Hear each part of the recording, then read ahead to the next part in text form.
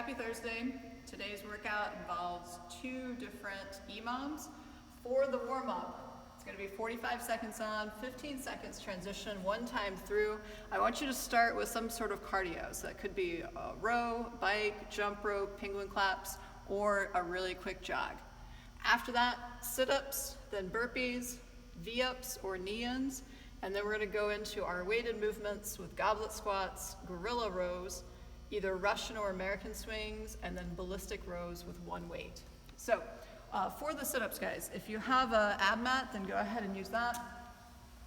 Remember, you're going to get set up with the feet butterfly. You're going to come down, touch the shoulders, and then come up, touch in front of the toes.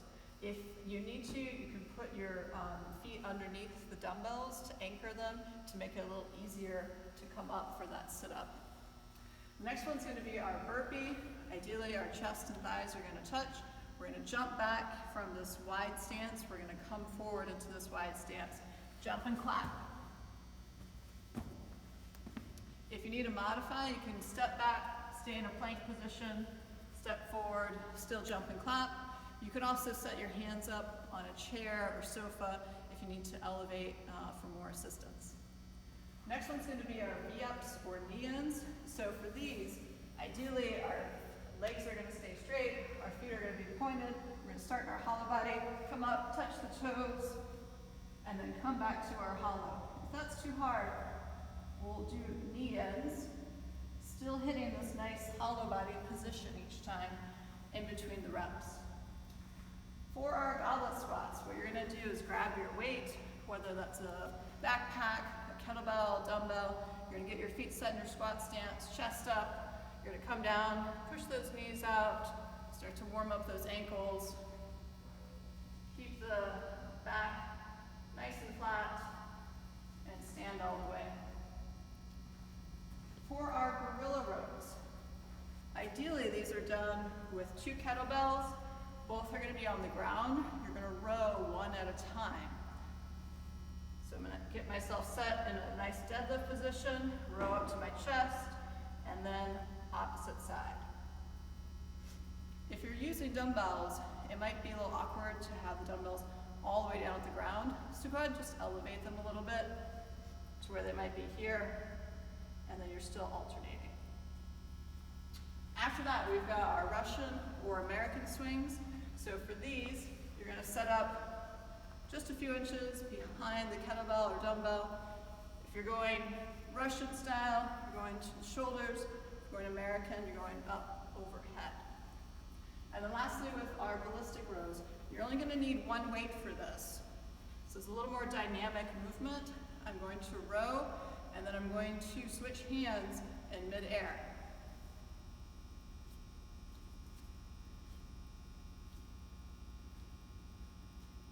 From the side.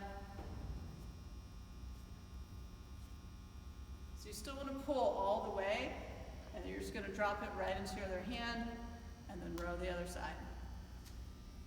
So for our workouts today, we have 2 of them.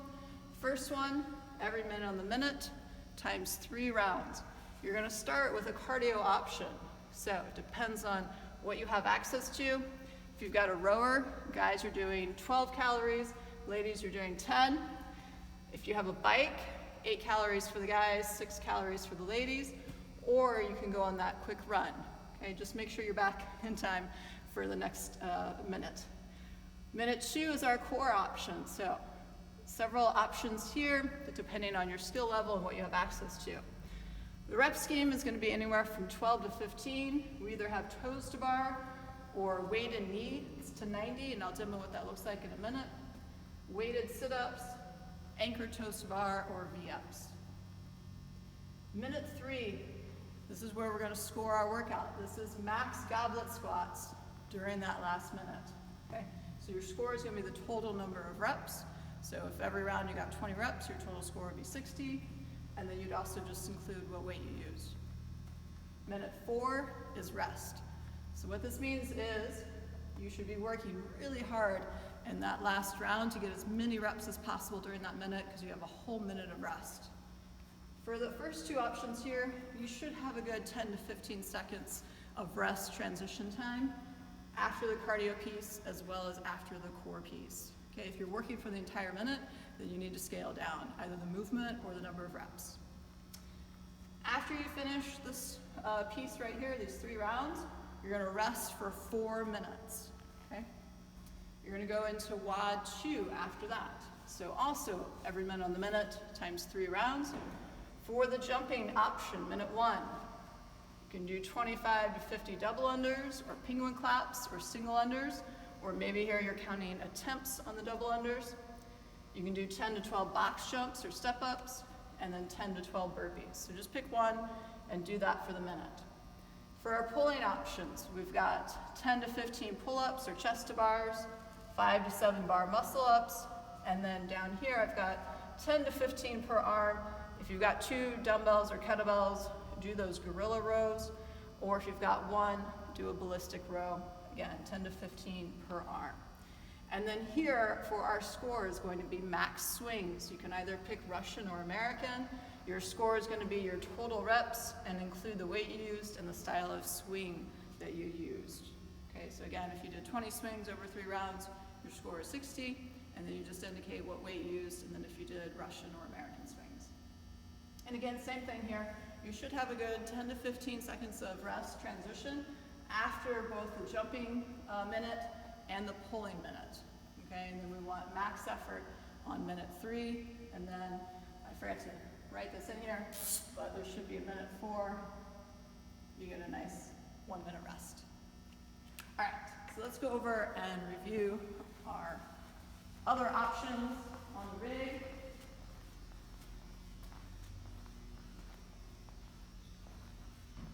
So for those of you doing the toes to bar, remember we want to have the toes hit at the same time in between the hands.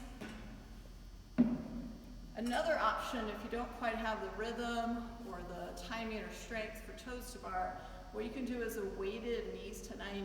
So I would suggest having your dumbbell nearby. I'm going to put it between my feet to hold on to it. I'm going to start extended, and then I'm just going to come up knees to 90. And I will tell you, this definitely taxes those lower core muscles. For our weighted sit-ups, you can use your dumbbell or kettlebell, or if you've got a plate. For this, you can have your ab mat. You'll butterfly the feet. You're going to go back, touch the weight behind you, and then touch in front of those toes. If you've got a rig like this, you could also do our anchored toes to bar. Arms are going to be straight, legs are going to be straight. I'm going to come up, touch, and then touch the heels.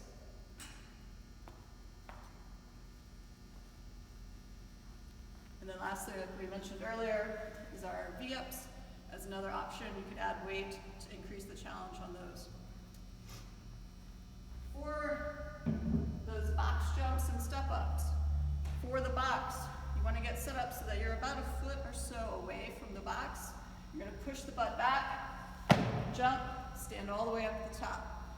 Come down, go again. Try to think about switching legs that you come down on, so you're not always coming down on your dominant side. If you want to step up, same idea. I'm going to switch legs that I'm stepping up with. Okay, so that would be 2 right there. I'd go to 10 to 12. If that doesn't seem like enough, bump up the number to 15. And then lastly, for our pulling options, we've got pull-ups, chest to bar, bar muscle up, and the rows. So for the pull-ups, guys, we just need to make sure that chin is clearing the bar. If you want to do chest to bars, make sure that the bar is hitting below the collarbone.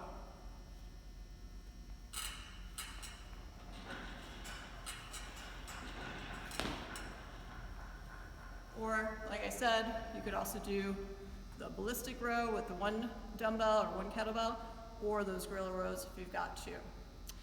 Be sure to post your scores in the comments below. Have fun, move well, good luck.